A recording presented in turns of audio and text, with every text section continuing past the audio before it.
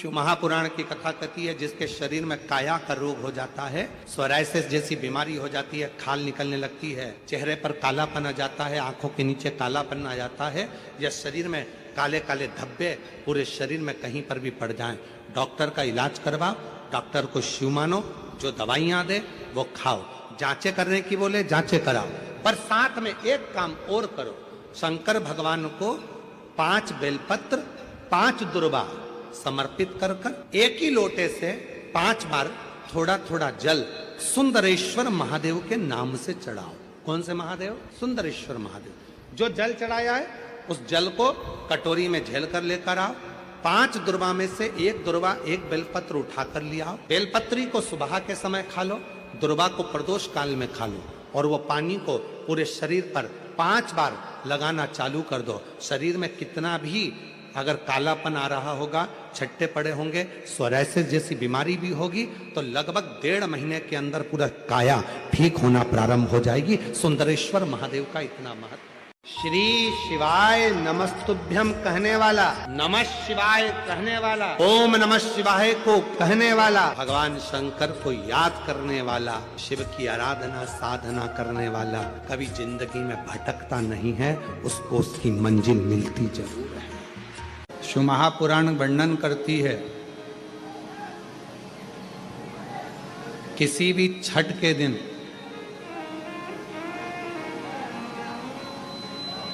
चाहे अंधेरी की छठ हो, चाहे उजाले की छठ हो, किसी भी छठ के दिन अगर षडानंद कार्तिकेय जी महाराज का नाम लेकर 6 बेलपत्र और उस 6 बेलपत्र पर 6 दुर्वा,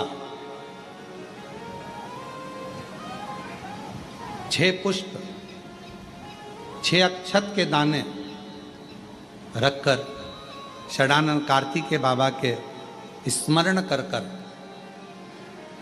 शिवलिंग की जो जलाधारी है उस जलाधारी पर जहाँ अशोक सुंदरी का स्थान है उसी के पास में कार्तिकेय जी का स्थान है। किसी भी छठ पर यदि आप बाबा को वो बेलपत्र, वो दुर्वा, वो पुष्प, वो अक्षत का दाना 6 समर्पित करते हैं, किसी भी छठ के दिन, षष्ठी के दिन स्कंद भगवान का नाम लेकर, स्कंदेश्वर बाबा का नाम लेकर, कार्तिकेय बाबा का नाम लेकर यदि समर्पित करते हैं तो जिंदगी में कितना भी कर्जा हो वो कर्जा 3 महीने के अंदर समाप्त होता ही है। कितना भी कर्जा, साथ में आपका परिश्रम, साथ में आपकी मेहनत और आपकी दृढ़ता। क्या होता है, लोग सोचते हैं कि हमने शंकर जी को बेलपत्र समर्पित कर दी तो कर्जा चूकेगा, पर साथ में मेहनत भी करना।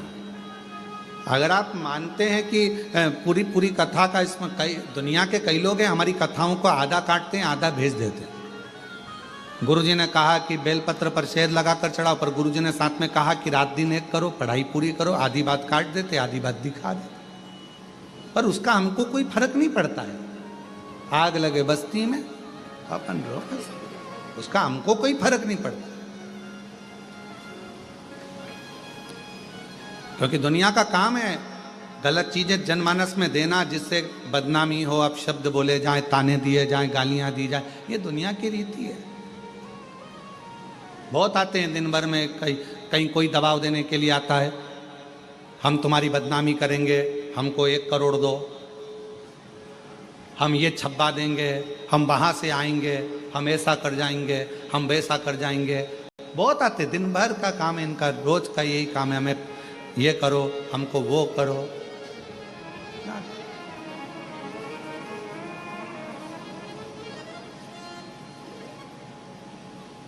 शिव तत्व है, दबाव देने वाले ढेर मिलेंगे, अपशब्द कहने वाले ढेर मिलेंगे, ताना देने वाले ढेर मिलेंगे, पर आप अपनी पूर्ण ऊर्जा के साथ में शिव महापुराण की कथा कहती है 6 बेलपत्र, 6 पुष्प, 6 दुर्वा, 6 चावल के दाने और साथ में अपना परिश्रम पूर्ण करो। छठ के दिन स्कंद भगवान का नाम लेकर, स्कंदेश्वर का नाम लेकर भगवान शंकर के जलाधारी पर समर्पित करो, शिव जी से प्रार्थना करो और अपनी मेहनत को 4 चांद लगाओ। कर्जा चूकेगा जरूर, समाप्त जरूर। कर्जा का मतलब ये नहीं है कि आप कर्जा करे हो तो मेरे से बन नहीं रहा, मेरे प्राण छूट जाए तो अच्छा, मैं तो मर जाऊं, मैं टेंशन में हूं, मैं डिप्रेशन में हूं, बहुत परेशान हो गया, ऐसा हो गया। ना ना, दुख आता है, जब सुख आया, सुख चले गया, तो दुख आएगा तो दुख भी जाएगा, दुख भी समाप्त होगा, उसमें क्या विचार कर। ऐसा तो नहीं है कि दुख समाप्त नहीं होगा, दुख नहीं जाएगा। सुख आया है, जब हमारे अच्छे दिन अगर समाप्त हुए हैं तो दुख भी समाप्त जरूर होगा, फिर वापस सुख आएगा। थोड़ा हिम्मत, थोड़ा धैर्य, थोड़ा हृदय पर भाव एकाग्रित करो कि नहीं नहीं, मेरा शंभु, मेरा शंकर, मेरा त्रिकालदर्शी, मेरा कैलाशी, मेरा अविनाशी, मेरा शिव मेरा दुख काट। भस्म किस चीज के लिए होती है? भस्म किसके लिए धारण कराई जाती है? तो महाराज शिव महापुराण की कथा कहती है, जब शरीर में कोई बड़ी बीमारी आने वाली होती है, आप एक साधारण सा प्रयोग कर देखिएगा अपने जीवन में, एक साधारण सा प्रयोग। जब आपको लगे कि डॉक्टर ने बोला है कि कोई बड़ी बीमारी का चांस बन रहा है, कोई बड़ी बीमारी होने वाली है, आप थोड़े दिन तक देवाधिदेव महादेव का ये शिवलिंग, ये जलाधारी, ये जहाँ से जल बहता है, गणेश जी का स्थान, कार्तिकेय जी का स्थान, बीच में एक मोटी सी लाइन अशोक सुंदरी, शिवलिंग जो शिवलिंग रखा है, जो जलाधारी है वो माँ पार्वती जी का हस्तकमल, ऊपर से एक एक बूंद जो पानी गिर रहा है, जिस कमंडल में से, जिस जलाधारी में से जल गिर रहा है, वहां शंकर भगवान की 5 बेटियां, जया, विषहरा, शामली बारी, दौतली और देव, ये भगवान शिव की 5 बेटी। जब आपको लग रहा है कि मेरी जांच होने जा रही है, जब आपको लग रहा है कि मुझे डॉक्टर को दिखाने जा रहे हैं, मुझे लग रहा है कि कोई बड़ी बीमारी ना निकल जाए, अल्ट्रासाउंड करा रहे हैं, एक्सरे करा रहे हैं, उससे पहले घर में अगर थोड़ी सी भस्म रखी है, उस भस्म को जब आप जल चढ़ाने के लिए शिव जी के मंदिर में जाओ, हॉस्पिटल में दिखाने के लिए जांच कराने जाओ, उससे पहले एक काम जरूर करना, शंकर भगवान का जहां शिवलिंग रखा है, उस शिवलिंग के पास में भस्म का लेपन कर कर देवाधिदेव महादेव पर 1 लोटा जल समर्पित कर कर उसी भस्म को अपने कलेजे पर, अपने हृदय पर लगाकर देवाधिदेव महादेव का पंचाक्षर मंत्र नमः शिवाय, षडाक्षर मंत्र ओम नमः शिवाय या श्री शिवाय नमस्तुभ्यम बोलकर फिर आप जांच के लिए चले जाओ।